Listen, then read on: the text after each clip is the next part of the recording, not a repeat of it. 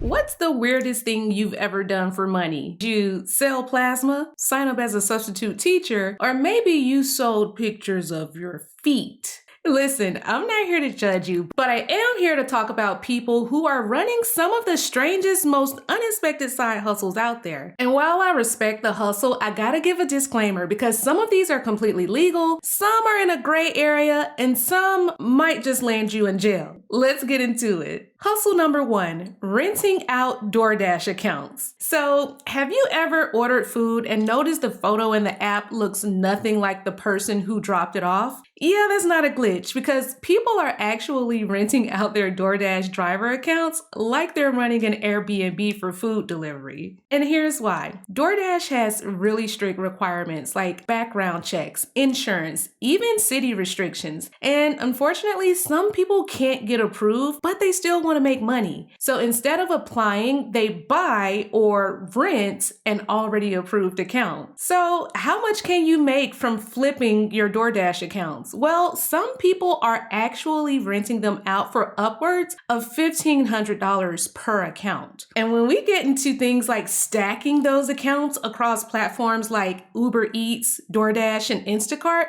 some people are pulling in $5K a month passively. So is this completely legal? Not really. It is 100% against DoorDash's terms of service. So the risk that you run is you could potentially get your account banned.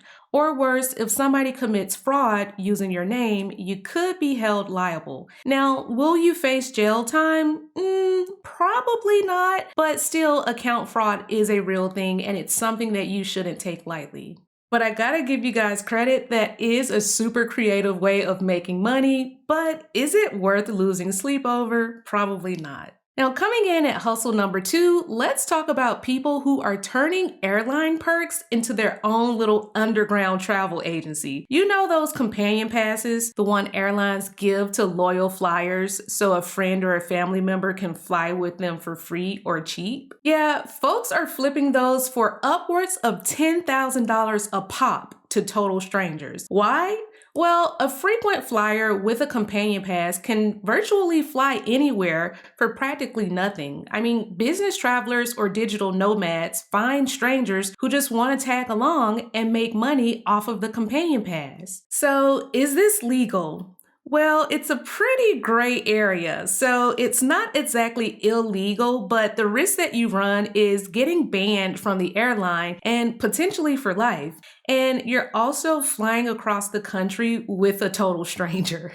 So for $10,000, that stranger better come with snacks and TSA pre-check. Hustle number 3. Selling parking spots you don't own. So hustle number 3 is for the city slickers. So imagine this, you walk up to an empty parking spot, wave somebody in and say, it's $20 to park here. Boom, instant cash. The only problem is it's not your spot. People are actually selling access to public and apartment parking spaces that they don't actually own. Now, this works best in high demand areas like stadiums or downtown blocks. It's quick cash and there literally is no overhead. But if someone reports you, you're in trouble. Is it legal? Absolutely not. Is it risky? Yes. The ticketing, the potential confrontation from angry vendors or even customers might just lead to an arrest. So it's basically real estate scamming, but with asphalt. So coming in at hustle number 4 is taking tests for other people. Now, if you've ever watched Suits, you'll love this one because there are people out here taking exams for others, and I mean college finals, certification tests, even online high school assignments, and they're making big bucks. It's kind of like ghostwriting, but for your GPA or your job. And when we start to talk about rates, that's where things get really crazy because there are some people charging upwards of $10,000 to take these exams. And what's more is that there are literally whole marketplaces that exist on places like Discord and Telegram. So is it legal? Absolutely not. The risk you run is things like school expulsion, lawsuits, or even jail time if it involves licensing exams. Somebody out there is a nurse today because a stranger passed their anatomy final. Just let that sink in. Coming in at hustle number 5 is the professional cuddler. So this one is surprisingly wholesome because there are professional cuddlers that get paid to just cuddle. No, not like that, like real platonic, cozy cuddle sessions. And some of these pay up to $100 an hour. Now, some people travel to do home visits, and some have actual studios. There are actual websites like Cuddle Comfort and Cuddle List that have booking systems. Now, is this legal? Yep, in most places it is. And the risk that you run? Maybe some boundaries and safety concerns, but many pros use waivers and safe words. Honestly, if I could nap and get paid, sign me up. So coming in at hustle number 6 is getting paid to attend weddings, aka being a professional +1. Yep, people are getting paid to show up at weddings, whether it's to make an ex jealous, to fill up a table, or to just hype up the dance floor. You can actually get paid to clap, sip champagne, and act like you know the bride. Gigs on Craigslist, TikTok shoutouts, even agencies exist to create these fake wedding guests. And when we think about how much they get paid, it's bananas because a lot of people are actually making $1,000 per event with no emotional commitment required. Now, is this legal? 100%. Now, the risk that you might run is mild awkwardness or catching the bouquet and getting roped into a real relationship. Cheers. So coming in at hustle number 7 is getting paid to leave Airbnb reviews.